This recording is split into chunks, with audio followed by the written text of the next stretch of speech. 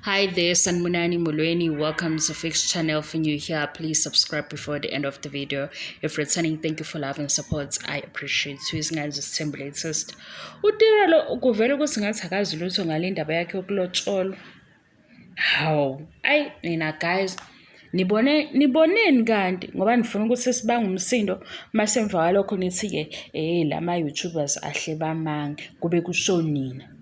Kusho nini ukuthi nimbonile nokudla okuningi ngabo kusho ukudla lokhu akusiwo komndeni lokhu ukudla kwabakhongi.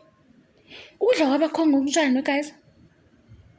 Hayibo, sekuya December manje vele sekuyaqala ukuphekwa njengo December. Hayibo ngisakhuluma ngendaba yokupheka. We guys akuningizwe indaba yokuthi uTrelo uyalotshola namhlanje beyiqambela nje ku social media. Shuthi bajahile kodwa uTrelo ngamuzwa ethi usemncane akusafuna ezinye izinto before ukuthi abe unkosikazi kaSibindi. Kodwa uyazibona unkosikazi kaSibindi. Nakho ke sesikhuluma ngokudla. We guys, yini lento eniyenzayo ukudla manje senikuhlobisa ngezinto eziningi nje?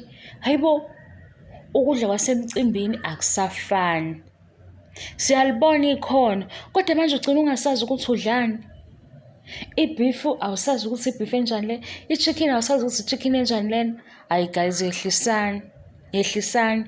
Okungcono lokhu ukuphekele yabo ukuphekela umsebenzi la ko Instagram or ko TikTok yabo kuyiveza ukuze uzosebenza nama brands.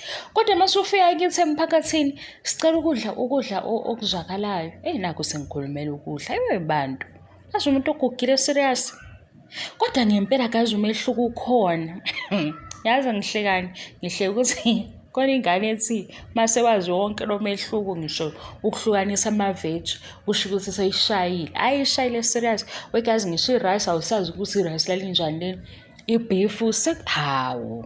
Hayi seniyadlala kodwa ngathi bodade niyapheka impela kodwa aniyeke ukuhlobisa kakhulu ukudla nje sikubona ukuthi udla i-beef izwakala ibe yi-beef. Kungabi kuningi.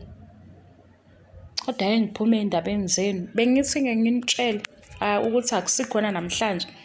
Mhla sekuyikho ke shuthi niyokwazi guys ngoba nakho sibhekile indabeni zabantu. Thank you so much for love and support. Ngiyabonga ngiqede. Bye.